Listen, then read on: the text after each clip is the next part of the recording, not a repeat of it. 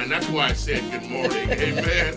Well, good afternoon, everybody. It's around that time right here on KAZ Radio where we have one of the most hottest shows, none other than Queen on the Scene. One of the most longest lasting shows on the KAZ Radio Network with my friend and yours, Lady Gilmore. How you doing, Lady Gilmore? Oh, peace and good day, my brother. I'm doing well today. Yes. So excited.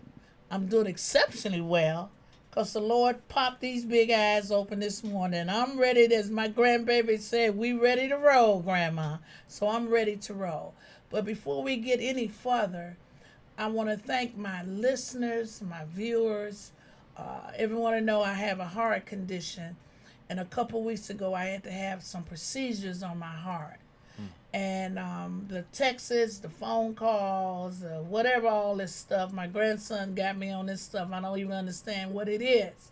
But I want to thank you so much for loving me, for loving some Lady Gilmore and sending timbers up before the Lord to keep a sister here a little while longer. Thank you so much. I feel great. I went in feeling great, and I came out feeling great. Then I had an anointed doctor, anointed nurses, and my camp was just full of people that loved the Lord. And I thank you. And I'm so glad to be back on the air. My sabbatical had to be short-lived because my babies tell me that they miss me. My spiritual children, my sons and daughters say they miss me. And I miss you as well. But today, you all know, this year my theme is following your dreams. I'm bringing on my young people to encourage those of you that might tell yourself, I can't do this. Nobody's going to hire me. All this negative energy. And you know I surround myself with positive energy because that's where when you get it up in the atmosphere and it drops down like raindrops, we all will be blessed. But today we have a candidate that's running for office.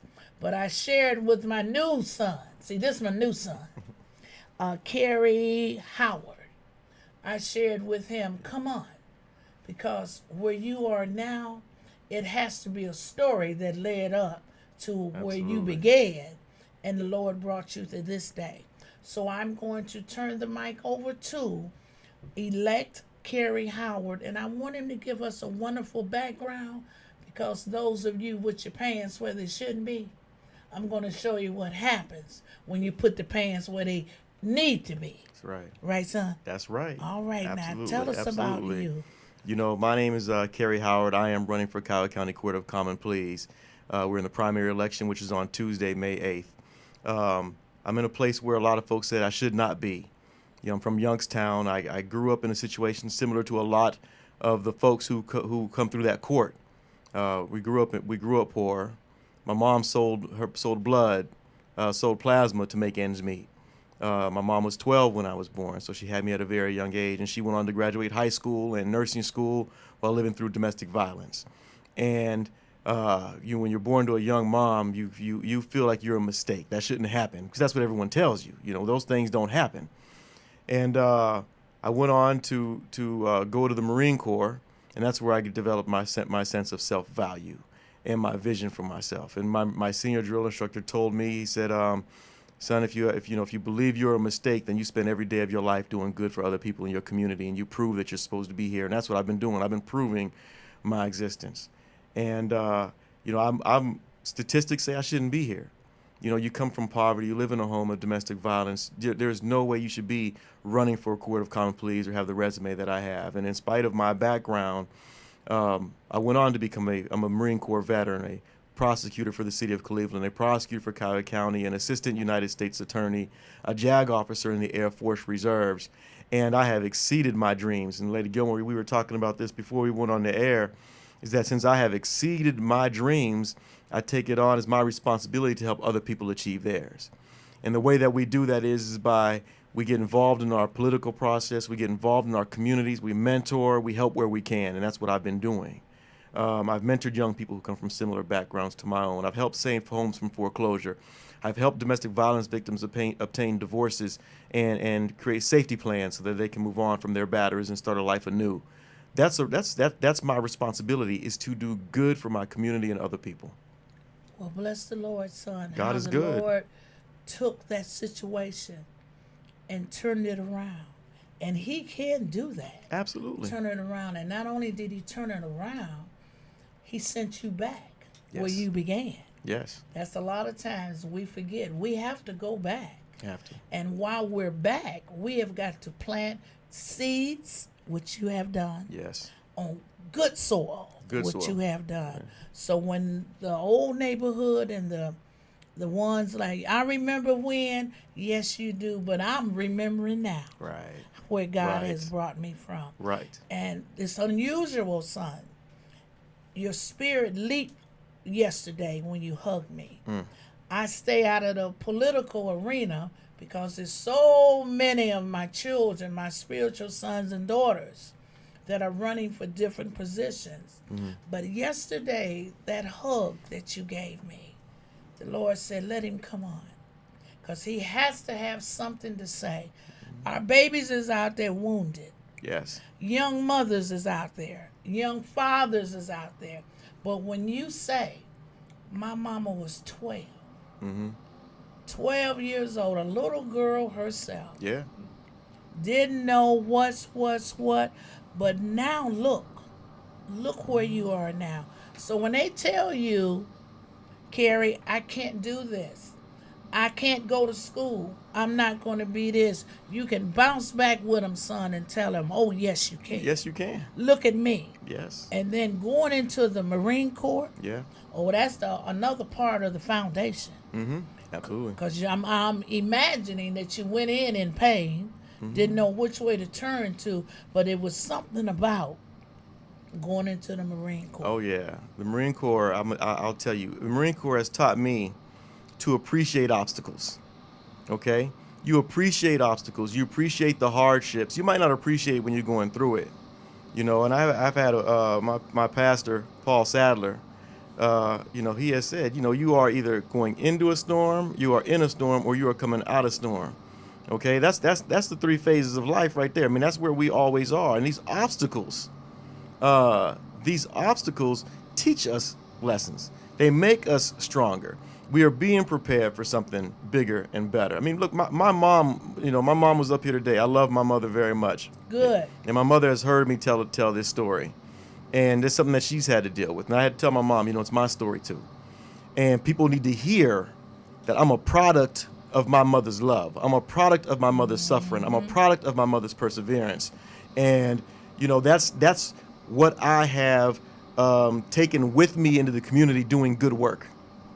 Absolutely. Because when you knock on our doors, we want to hear about your story. We see your glory. So what do you mean you can do so and so and so and so?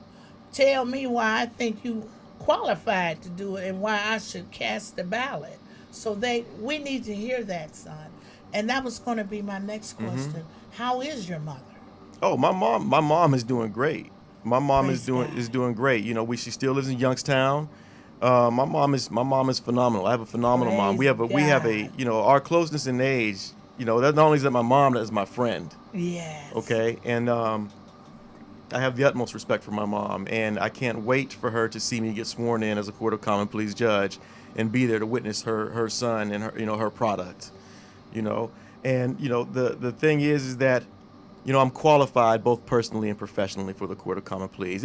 You have people who are running for judge they've been attorneys for the requisite amount of time. They have the experience. Okay, but the Court of Common Pleas, being a judge means you have to be able to relate to the people. I think it helps to be able to relate to the people who come into the court, both victim and defendant, to help to relate and understand the community where the people who you serve come from, because it allows you to make educated and informed decisions about the person in front of you, both victim and defendant. And what I want to do is I want to bring my life's experience to the bench. I want to help reduce the amount of people that we incarcerate. I want to engage in restorative justice. I want to avoid sending people to prison who we don't need to send to prison, but still give them an opportunity for change for their life. And if we can execute change in the life of nonviolent offenders who don't need to go to prison, we can give them something new. We can attach them with other people, give them mentors, and guide them along. We can reduce crime in our county. Because when you send people to prison who don't need to go to prison, when they get out, they don't get out much better. They get out worse. And if we can keep these families together and change the direction of the people who come into the courtroom, we can put a crack in the school to prison pipeline. And my vision, I have shared my vision. I've shared my personal story openly. I've laid my soul out on like an open book. Please do. And I've been endorsed by Cleveland Mayor Frank Jackson. I've been endorsed by the Plain Dealer, which called me the superior candidate in my judicial race and the best candidate in the Democratic primary. And the reason why I am the best candidate in my race, and I am the best candidate in the Democratic primary, is because I'm giving you all of who I am. There's no question that I won't answer.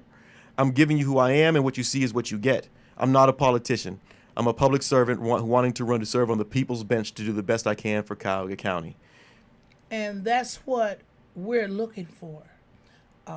Yes, there's many running, but whoever God says is going to be. But when a mother comes, no matter what that child has done, that's still her baby. Yeah.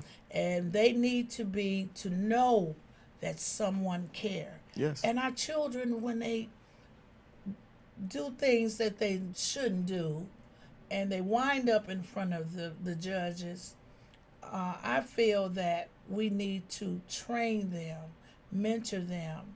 A few years back, we had a young man that came out that had never seen a bus pass. Because when he went in, we had transfers. Yeah. See, when I was a young girl coming up, it cost 8 cents to get on the bus. To get a okay. Yeah.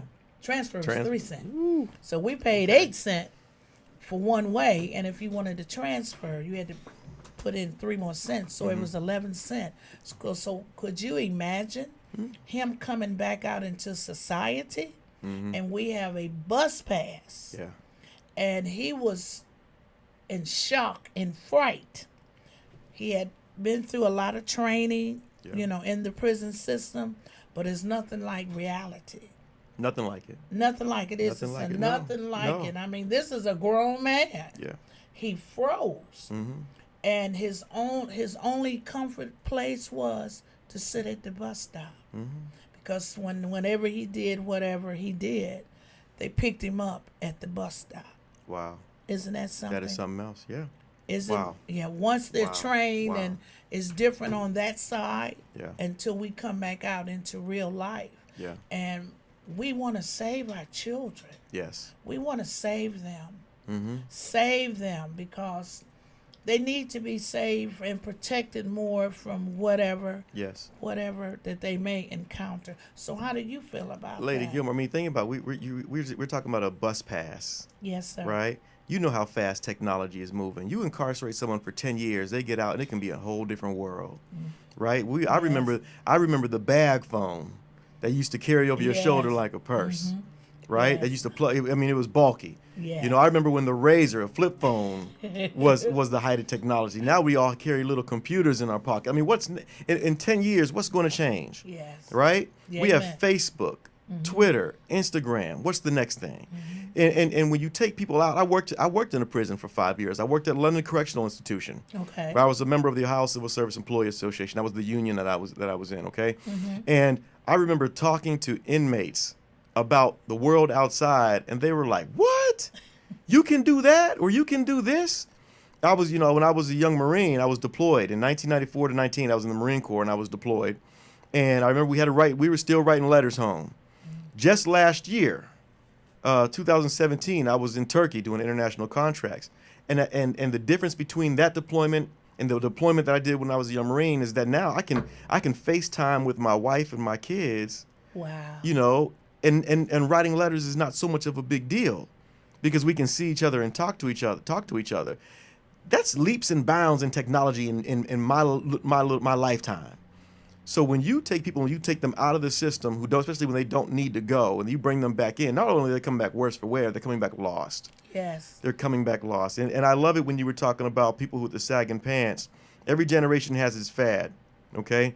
But when you put a man in a suit, yes, right? Amen. You take one of these young kids who sag their pants, throw him in a suit, watch his back straighten up.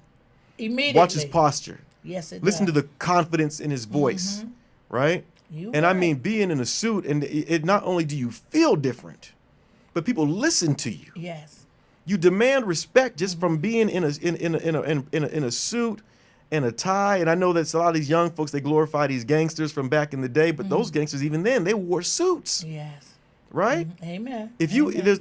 if you want to be treated like a king, carry yourself like one. Yeah. Young ladies, if you want to be treated like a queen, carry yourself like one.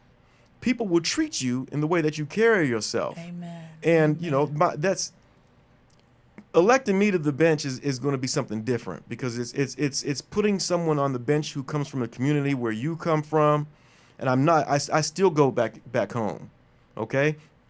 But I understand. So when you're sitting there and you're trying to explain to the judge, this is why I did this, this is why I did that, this is my understanding of the world, you're going to have somebody on the bench who can understand. Okay, I see how you can see the world that way. As opposed to bringing judges on the bench who have never been into your community and don't understand where you come from. You can have somebody who's going to be in those judges' meetings who are going to be able to speak to your experiences. Same thing with the reason why I want to run the veterans docket. I'm 2 branches of military service. Oh, please. I'm a Marine Corps veteran, and I'm a JAG officer in the Air Force. I understand what our veterans go through. There's another veteran, Michael Rendon, who's running for judge. He's an Army veteran. It brings credibility to the veterans docket when there's a veteran on the bench. Right now, there's a Marine Corps veteran, Judge Michael Jackson. He's a veteran on that docket. Everyone in that courtroom is a veteran serving veterans. It brings a credibility. When you have a court when there is no black man and most of the people who are coming through that court are black men, it's a credibility issue. There are 34 judges on the Court of Common Pleas, General Division. There's 18 white men, 13 white women, 1 Egyptian woman, and 2 black women. No black man. That means that there's a voice missing from the conversation in the judges' meetings, and there's a credibility issue that this is not my words. This is from talking to people in the community. That because there is no one on there who represents the majority of the people who come through that court, there's a credibility issue, and we have to address that. Most definitely. These are our babies coming through. These are our babies. That's right. Coming through there, son. I mean, yes, they're doing things they should not. So what? These are ours. That's why I tell my children. That's why the pencil has an eraser on it. It's on that top of that pencil for a reason. Yes. And you're so correct. I have a daycare business, and I have a 13-month-old. She fell out last week with a tantrum, which is stretched straight out. Okay.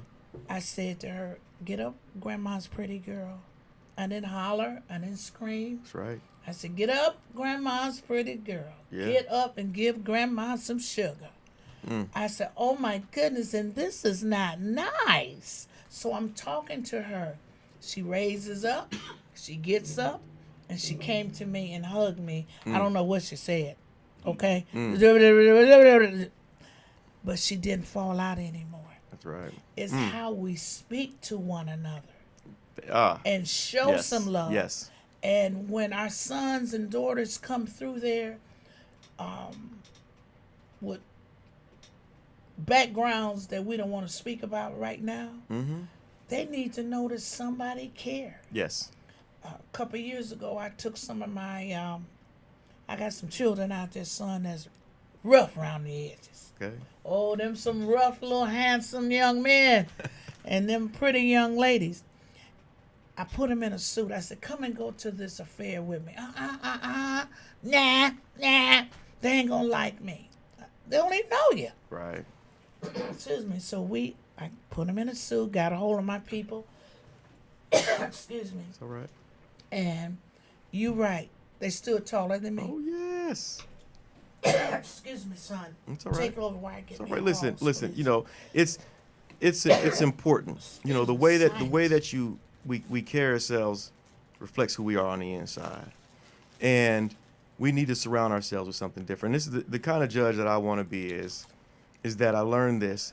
When you come into the courtroom, I'm gonna take you as you are. I'm gonna take you as you come into the courtroom, but I want to see you for what you could be, and I want to use the court's resources. I want to use the title and the power that comes with being a judge, and I want to help you achieve what you could be. You know, at that moment in time, whether you're a victim or you're a defendant, and I'm a judge, and you know, we're in this courtroom together, we're in different places. The defendant and I, the defendant and the judge, they're in different places.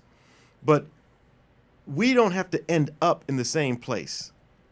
You know what I mean, Lady Gilmore? We don't have to end up in the same places. We can do things in our lives where we can arrive in the same function in a suit and tie and be handing out awards or receiving awards, or we can talk about the good that we've done in our community. And by the same hand is that I could end up in the gutter with someone who chooses not to get out the gutter if I don't do the right thing. I'm fully aware of that. So let's do the right thing. Let's lift each other up. Listen, I'm an Omega man. I'm a man of Omega Psi Phi Fraternity Incorporated.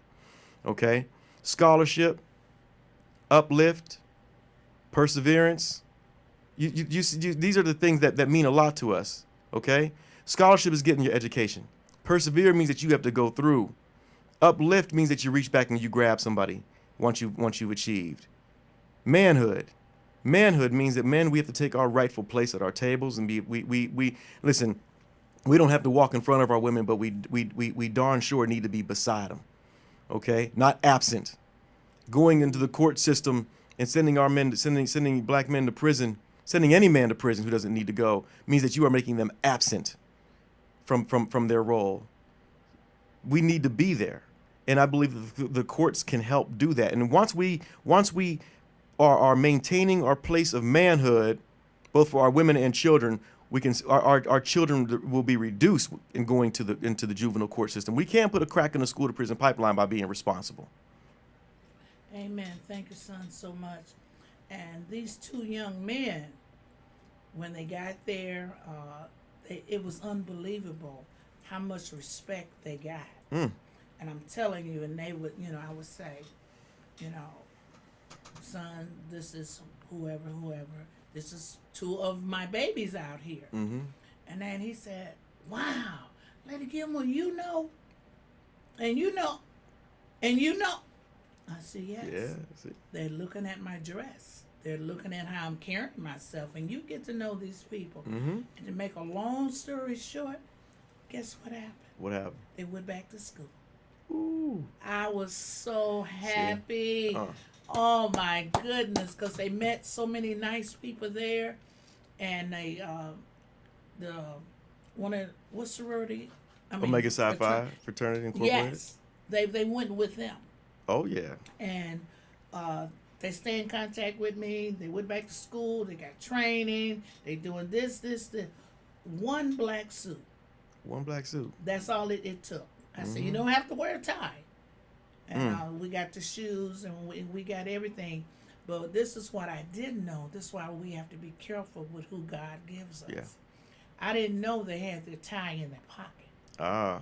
So when they start seeing all of you, like distinguished men with ties on, they went to the little boys' room and they came back with their ties. Oh yeah. And they said to me, Mama Lady Gilmore, why didn't you tell me to put my tie on? I said it wasn't my place for me to tell you to put it on. Sometimes we talk too much. Yes. And they also tell me that we don't listen. Yeah.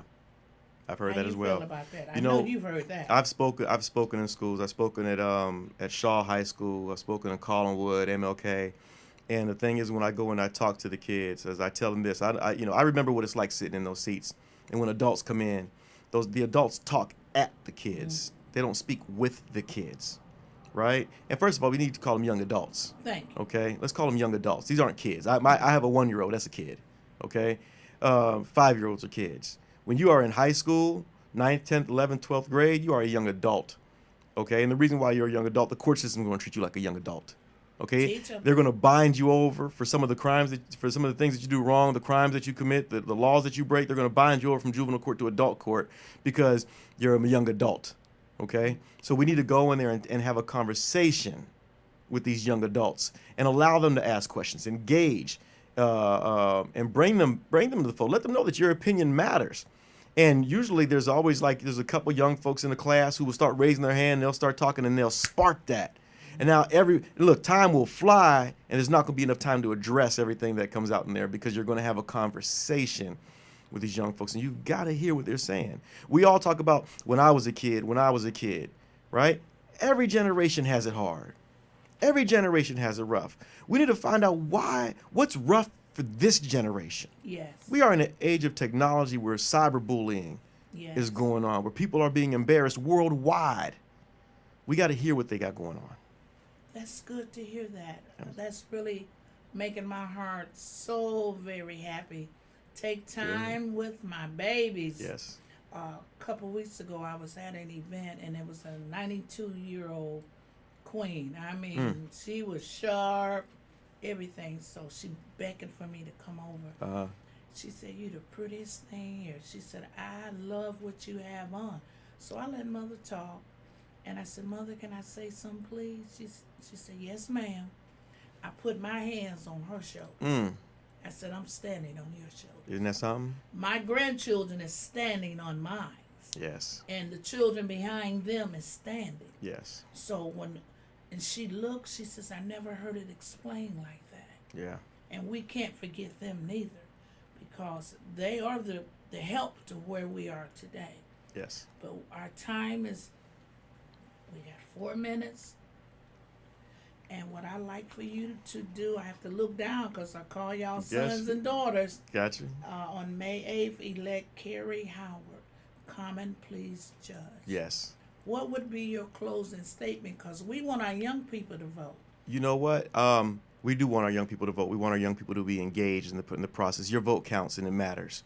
I was at the Jewish Federation meeting, and one of the speakers says that his father crossed the border into Ukraine in a potato sack, and he crosses borders today in a Learjet. And the reason why he's able to do that is because of education. Okay, my grandmother used to tell me that education is the key. She didn't say the key to what. She said it's the key. Okay, education is the key. And the way that you ensure that you have a proper education is that you make sure that you have the proper elected officials driving the system that drives your schools. Go out there and vote. It matters. It matters. And pay attention in school. Stay in school, and it'll pay off. Amen. And it will pay off. It will pay off. Believe me. When That's our it. President Barack Obama Ooh. was running, we took carloads of the young people to vote. Yes. Carloads of them that had never voted. Because So people had something to vote for. Right. Okay, and that's the thing. Look, you have it. I'm a different kind of candidate. I'm not a politician, and I've taken the message of Barack Obama from how I saw him.